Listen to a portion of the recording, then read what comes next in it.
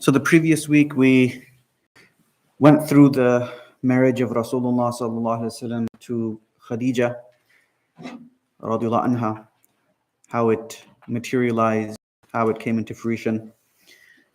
Today we're going to, so these were two incidents that occurred before prophethood.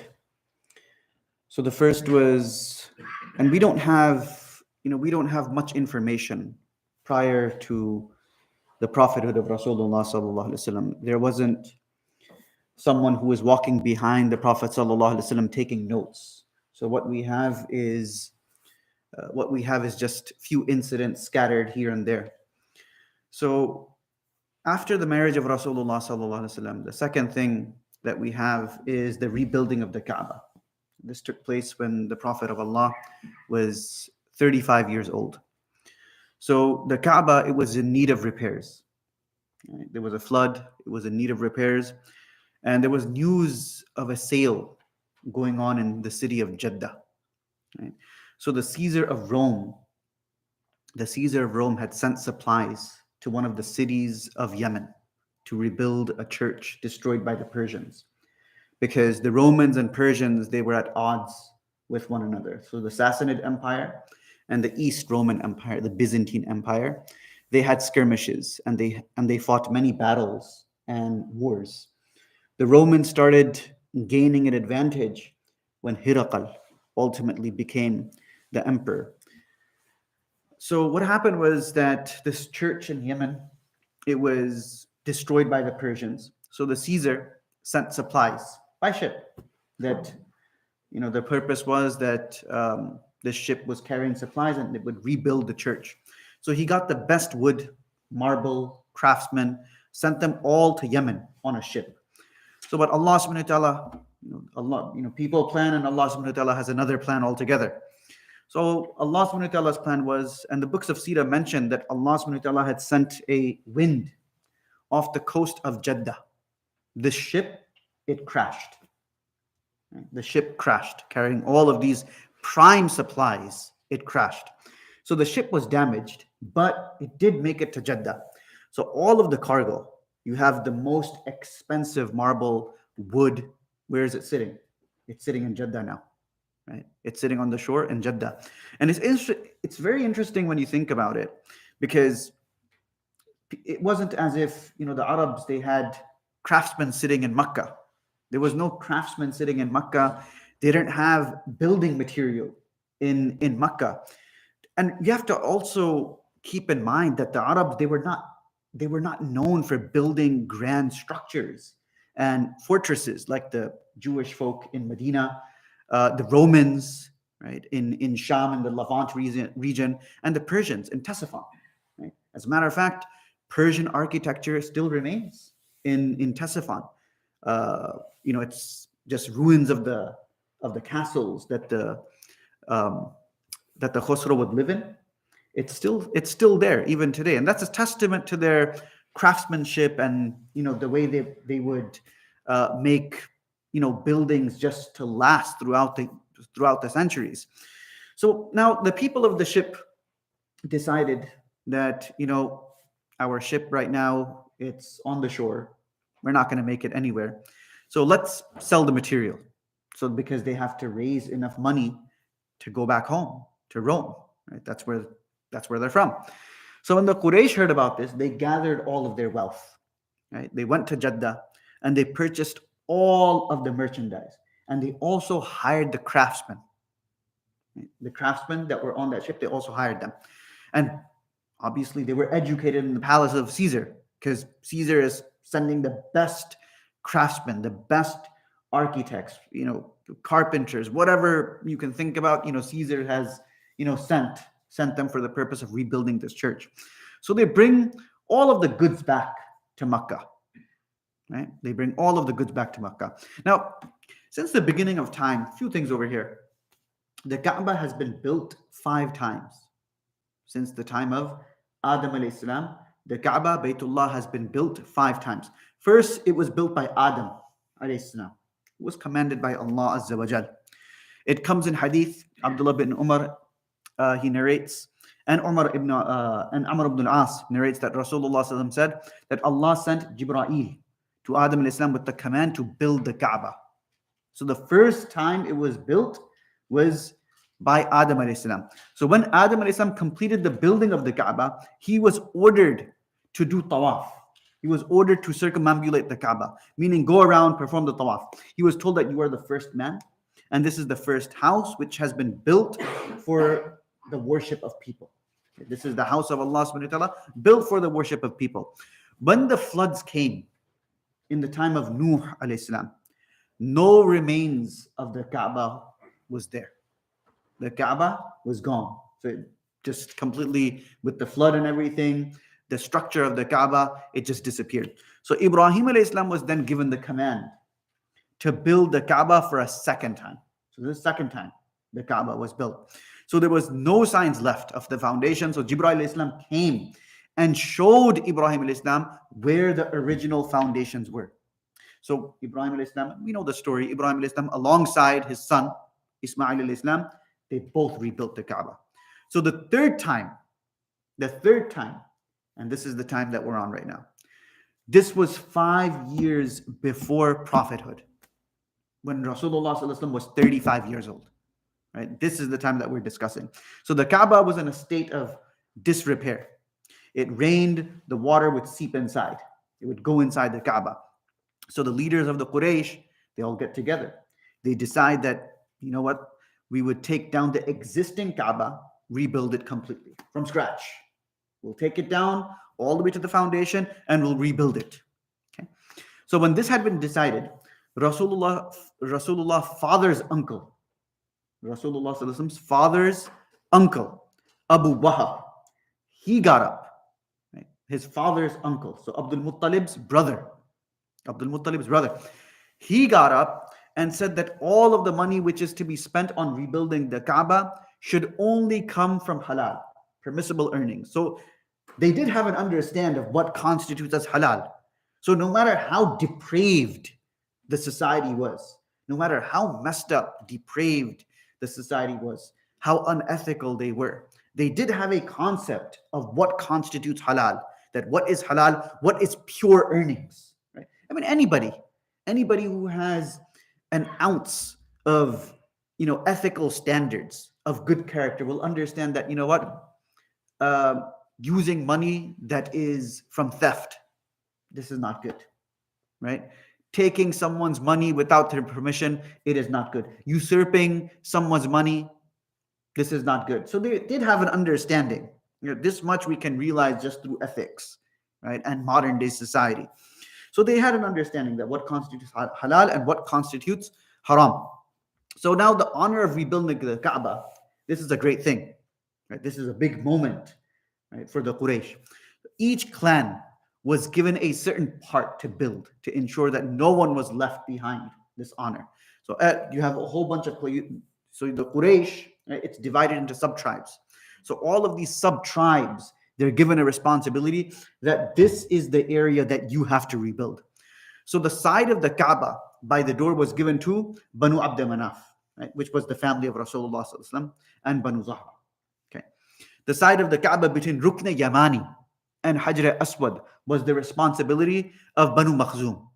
Banu Makhzum is Abu Jahl, the tribe of Abu Jahl, Khalid bin Walid. This is their tribe. And some other clans from the Quraysh. The back wall of the Kaaba was the responsibility of Banu Jama' and Banu Saham. Finally, the Hatim, that semicircle, right? That's called the Hatim.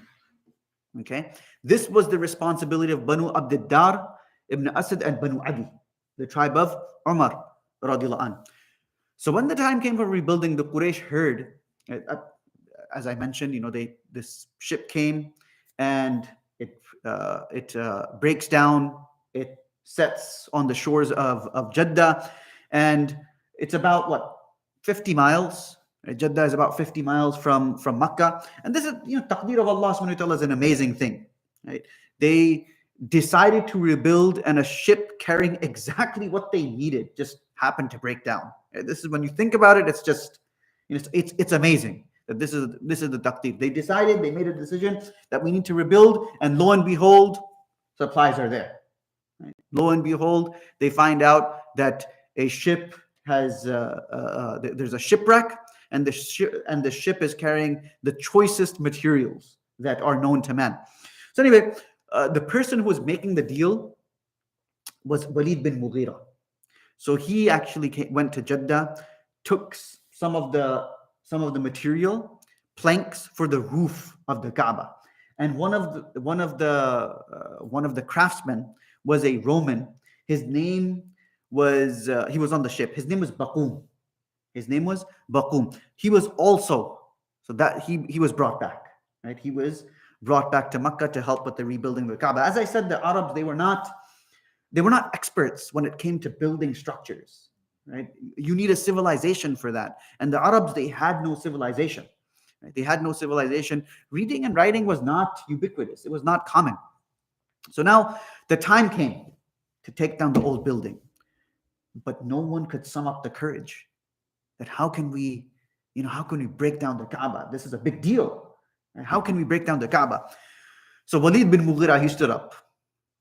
So he says, "Oh Allah, we only have the intention of doing well. And our intention is not to do anything bad.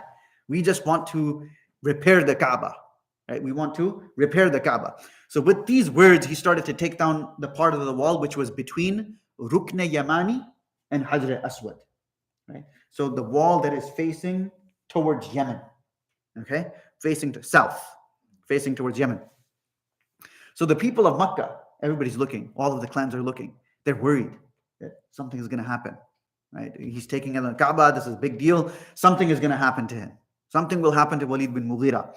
So they're like, you know what? We're gonna stay back. We're not going to do anything. We're going to stay back. Let's see if something happens to Walid bin Mughira. So let's wait till nighttime. In case some divine punishment is sent down upon Walid. So if the punishment comes down, okay, we're going to restore the Kaaba back to how it is. But if not, we will help Walid, right, to take the Kaaba down. So that's what they decided. So when the morning came, Walid came to the Haram. They're like, okay, everything is okay. Right? No divine punishment, safe and sound. People realize that, okay, Allah subhanahu wa ta'ala is happy with their action. That whatever is happening, this is the decree of Allah subhanahu wa ta'ala. So their confidence grew and they started to help Walid. So they carried on digging until they saw the foundations of the Kaaba, which had been laid by Ibrahim alayhi salam. And I've mentioned before that the maqam of Ibrahim, this was once upon a time close to the Kaaba, right? Umar radiallahu anh actually distanced it. Right? It was in the time of Umar radiallahu anh that there was a massive flood in Makkah. So Umar radiallahu anh, and obviously this was not a unilateral decision. Other Sahaba agreed as well. They decided that we need to extend the Mataf area.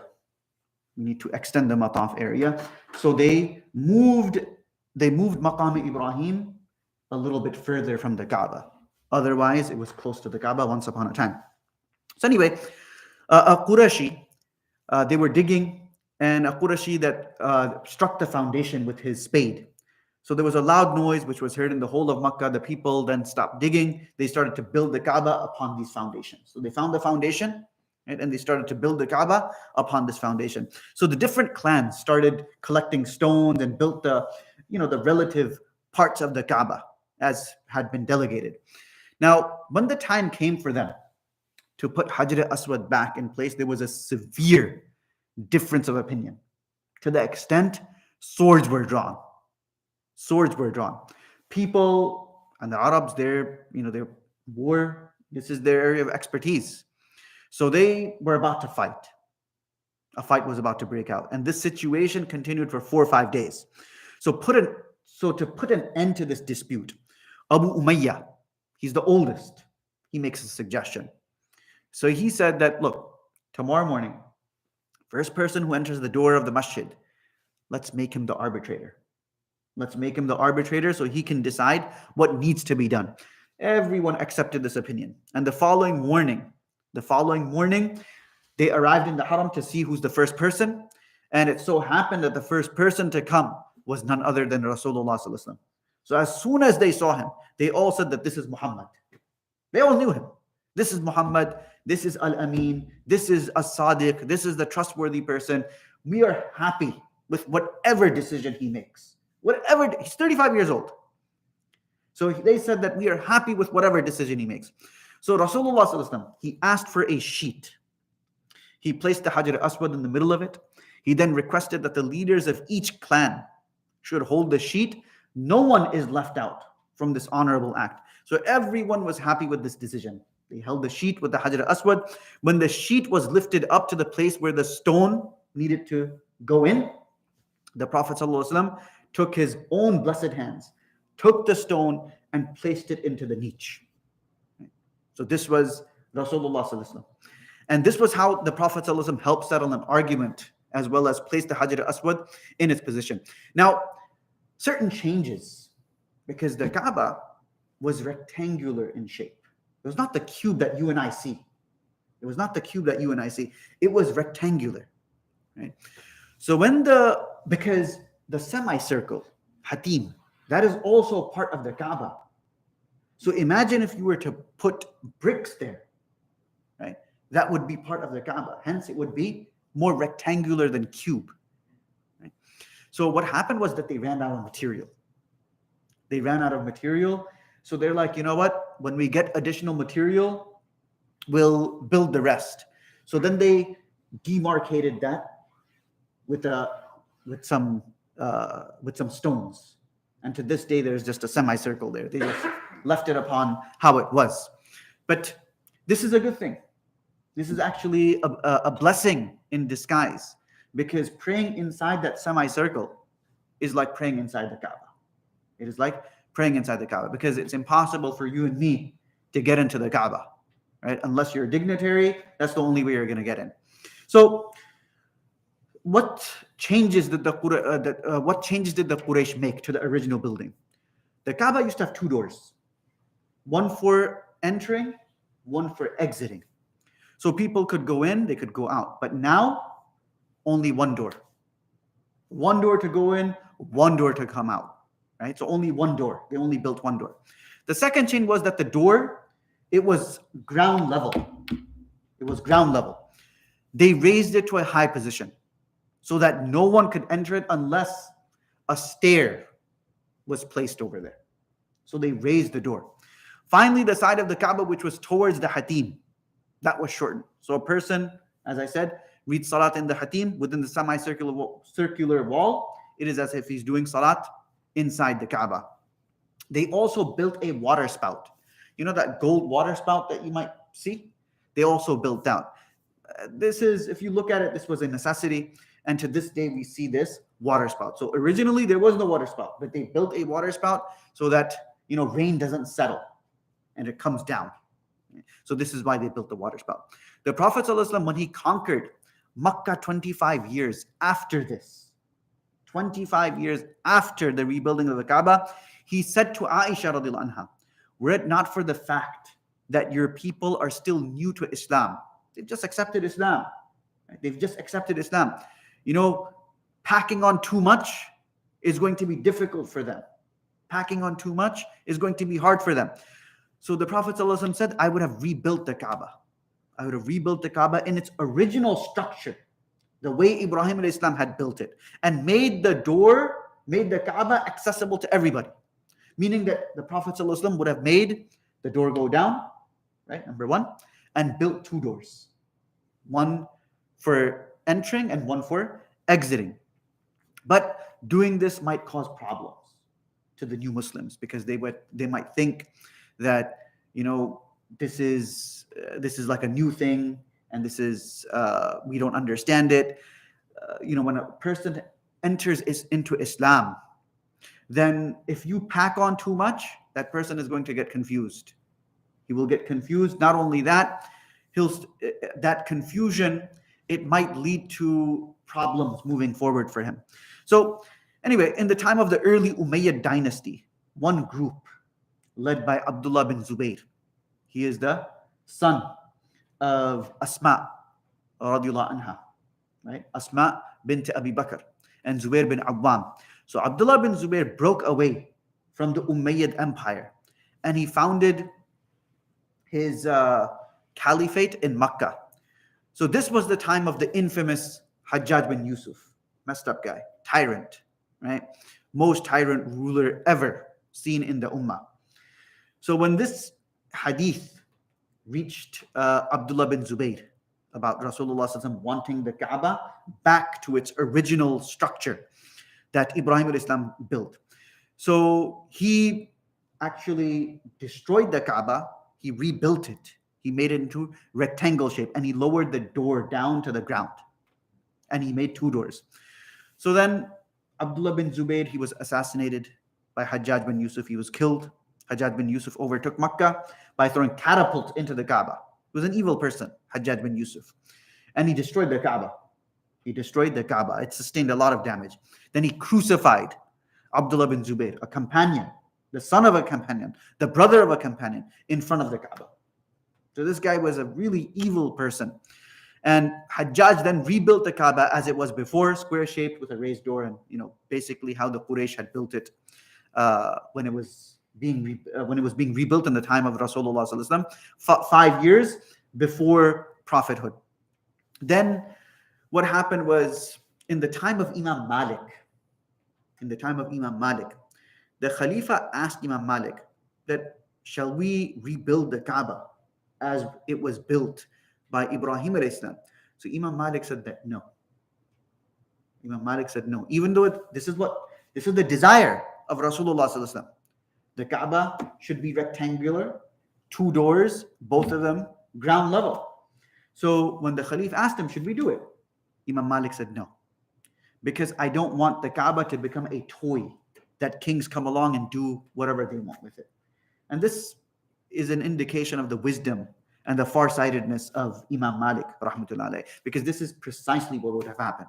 That people would have just kept on, building, rebuilding, building, rebuilding, building, rebuilding. Anytime a new king comes, okay, let's rebuild the Kaaba. Because it's like a prestigious thing, right? It's a prestige thing. Let's rebuild the Kaaba.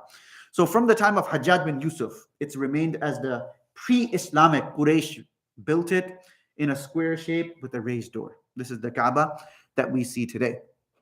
So this was 3 times. The 4th time was Abdullah bin Zubayr, as I've just mentioned. Rebuilt the Kaaba when he was Khalifa in Makkah.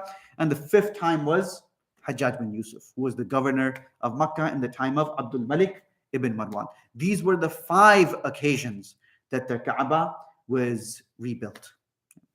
Inshallah, we'll stop over here and resume next week, inshallah. Jazakallah khair. Are there any questions? Yeah. So, yes. If somebody framed inside of the Kaaba, what would be their qibla? What direction would they face? So the qibla could be any direction. You could face any direction. Yeah. So there's 3 pillars. And those who went inside, those from amongst the Sahaba who went inside the Kaaba, they had asked the Sahaba who had witnessed the Prophet ﷺ entering the Kaaba and offering salat. So I believe, if memory serves me correct, there are 3 pillars there. And the Prophet ﷺ prayed in between the pillars. Yeah. So any direction is fine when you're inside the Kaaba. So the reward when you pray in the Masjid al-Haram, if within the building or is in the Makkah? It's anywhere. It is anywhere inside the Haram. If you offer salat, inside the compound, the building. Yes. Yeah. As long as it's expanded and considered Masjid al-Haram. Of course, absolutely. Yeah. That's all considered as haram. That entire structure is considered as haram. Obviously, offering salat in the Hatim area, this carries great reward because you're offering salat inside the Kaaba. Yes. When Adam alayhi salam built this originally, was it the same exact place or was it Same exact place. Same exact place? Same exact place. And when Ibrahim alayhi salam was rebuilding it, was it from scratch as well, or was there a foundation? The foundation was shown to him by Jibreel alayhi salam. Yeah. Foundation was shown to him by Jibreel alayhi salam because it was lost in the floods of Nuh alayhi salam. The big difference between Adam alayhi salam and the Prophet Ibrahim is that Hajatul Aswad is not. It's not there. It's Hajatul Aswad is during the time of Ibrahim. Yes, Hajar Aswad came in the time of Adam alayhi salam. Or came during the Yes. time of Adam. Yeah, it came in the time of Adam alayhi salam. Allah subhanahu wa ta'ala sent this stone rock, and so it came in the time of Adam alayhi salam. But then it's not. It's been there ever since. Yeah, But it's flooding and then it's washed and then new ones. it's possible that it remained. It's possible some way somehow it remained. Allah subhanahu wa ta'ala knows best. Yeah. And there are also reports that it came to Ibrahim alayhi salam too. But that's something that I have not looked at. I've not looked at, and I've not researched it in depth. It is small piece. It was a larger piece. The Hajar Aswad that you see today, it's in molten glass, and it's in pieces. It's in like 6-7 pieces, maybe more, because in the 3rd or 4th century, there was a splinter group that were called the Qaramita. So what happened was, during the Hajj season, they entered the Haram under the pretense that they are Hujjaj. And instead what they did was that they massacred the Hujjaj. They threw their dead bodies into Zamzam. And then they started making fun of the Hujjaj, that who's going to protect you now? And they killed them. And they took the Hajar Aswad. They stole it. They stole the Hajar Aswad. For more than 20 years, there was no Hajar Aswad. So there was a period of more than 20 years, there was no Hajar Aswad. And then what happened was that after 20-something years, 20 plus years, nobody knows, someone threw a bag with a note saying that we took the Hajar Aswad by the will of Allah and we're giving it back by the will of Allah. But the Hajar Aswad was in pieces. So the Khalif of the time, he instructed that molten glass, right, that the Hajar Aswad pieces should be put in molten glass, and that should be placed into the niche. So that is the story of Hajar The Aswad. original is big one. The original was a rock. Yes, it was a rock. Yeah. Then this Qaramita, they called themselves Muslims, but they were not. They were not Muslims. These people believed in very strange things. They did not believe. They believed that the Quran has esoteric meaning. Like salat doesn't mean salat. Zakat doesn't mean zakat. Fasting doesn't mean fast. Like for you and me, whenever Allah subhanahu wa ta'ala speaks about salat, what does it mean? Prayer. But for them, it didn't mean that. So they misinterpreted the Quran. And they lived in the mountains.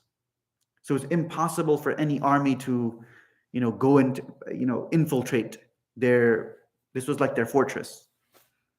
So they would raid caravans, and they did a lot of evil things. But the most evil thing that they did was kill the Hujjaj and then steal the Hajar Aswad. So for 20 plus years, I think it was 22, 23 years, there was no Hajar Aswad. Then we don't know. The only report that we have is that somebody threw a sack inside the Haram. When they opened it, they saw Hajar Aswad with a note that here's the Hajar Aswad. And, we took it all of, 20 plus years ago by the will of Allah. Now we're bringing it back by the will of Allah. So this is what we have about Hajar Aswad.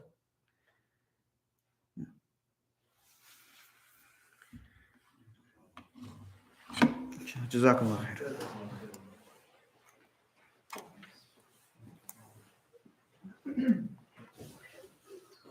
Yeah, look at this. Inshallah, I'll look at the Hajar Aswad. Let me see. I recall reading that there might be in the time of Adam alayhi salam, Hajar Aswad was sent right at the beginning, or in the time of Ibrahim alayhi salam. I'll have to check that though.